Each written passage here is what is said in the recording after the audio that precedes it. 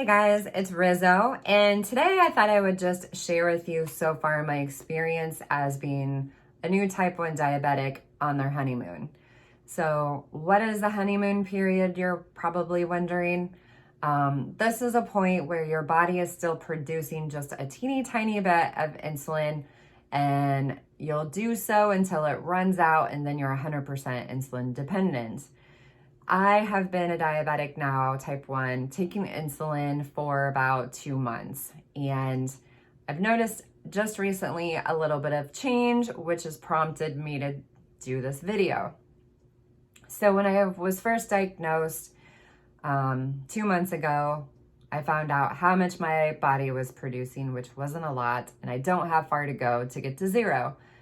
So they started me on the long-acting Basaglar, which I've been taking faithfully every night at 4 units before bed.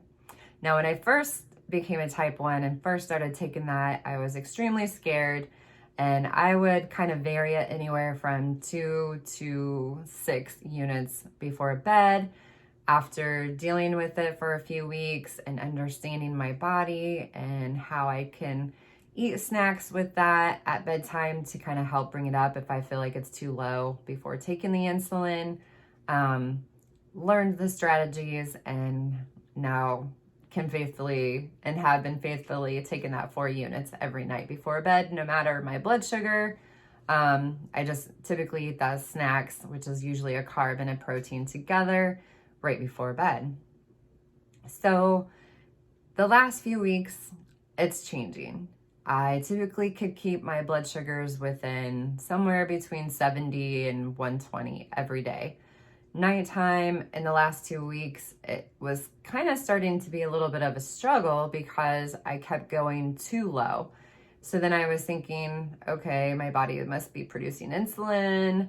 Maybe I need to back, down to like 3 units a night instead of 4.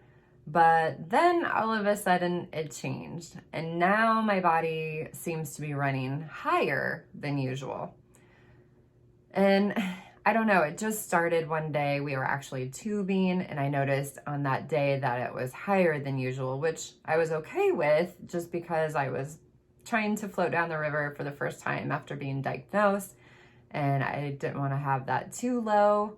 So I just noticed it that first day, which was not this last weekend, but the weekend before. So it's been a week since that's happened. And then ever since then, I've noticed during this week that my blood sugars just seem to be increasing after eating, or not when I'm eating at all, which is really unusual for me. Usually if I don't eat, my blood sugars are going down, and I usually have to eat 3 meals and 2 snacks every day. But all of a sudden now in the last week, I don't have to eat or drink anything, and my blood sugars are like kind of a little bit creeping up.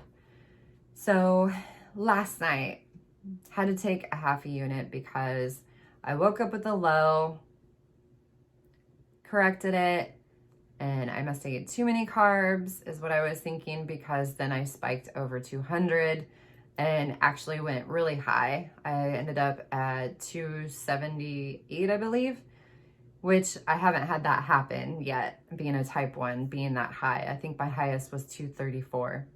So now it's the middle of the night.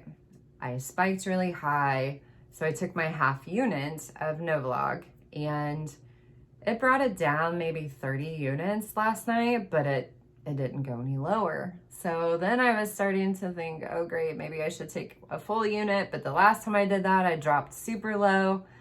So I went for more of my natural remedy and went and grabbed my tea that has spearmint in it, because my body reacts to mints. It usually lowers my blood sugars.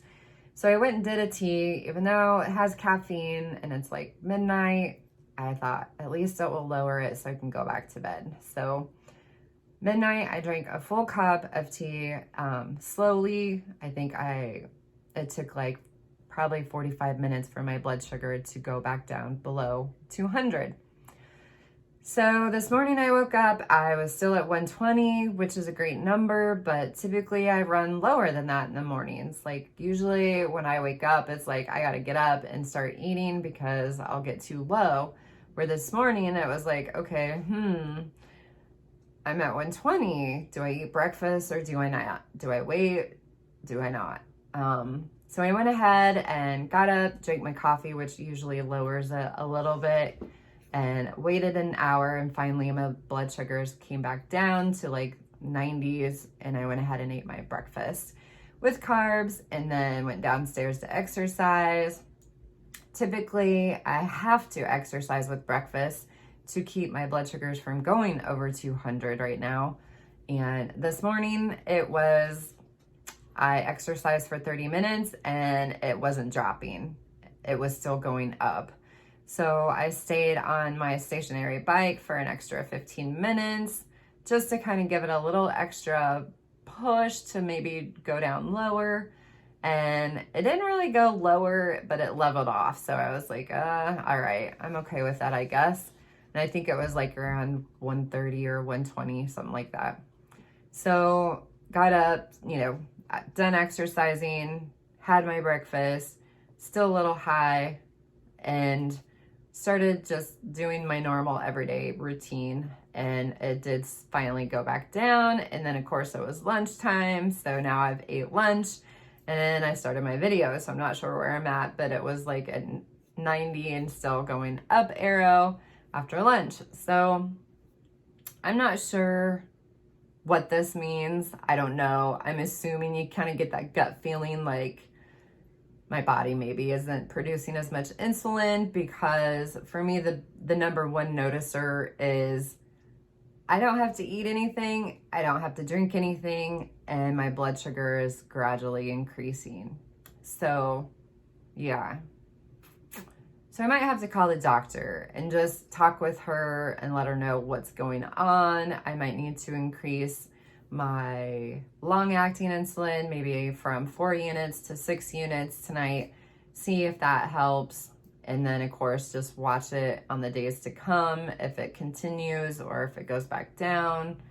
But yeah, so the honeymoon period is kind of a pain in the butt, so to speak, because your body is producing insulin. Sometimes it decides to make it more so different times than other times. So it's one of those things I just constantly have to be watching my blood sugar and knowing when to adjust my nighttime insulins and then my daytimes, and just kind of watch overall and see how it goes. And of course, just communicate with that and stay connected with my doctor to see, what's the best routine, what's the best thing. What I love about, I do have the Dexcom G6, of course, and what I do love about that is the Clarity app, where my doctor also gets to see everything that's happening and can make adjustments on that too. So she hasn't reached out yet, but it's been just a few days worth of higher than normal blood sugars. So I might beat her to the punch and just give her a call and see what she would suggest. I know we are hoping to go on a side-by-side trip, and I'm kind of a little bit worried, if we go out of state, not being around my doctor, being close to home, that if it continues to rise, like I want to know what I need to do, if my numbers get to this point, how much insulin more I should take. So yeah. So I don't know. I think today I'll start with maybe taking 6 units of insulin if I continue to go too high today. If not, I'll do 4 and just keep an eye on it and contact the doctor. But yeah, weird. It's a little crazy. But tell me if you are a type 1 diabetic and maybe you've already been through the honeymoon, like what happened during that honeymoon period, how long it lasted, how you had to adjust. I know once I'm 100% insulin dependent, everything I've learned so far is going to have to change again with my diet, exercise, insulins, things like that. So, or maybe you yourself are going through the honeymoon period and just want to share kind of what you're going through and how you're adjusting with it also. So yeah. Thanks for watching, and I will see you guys later.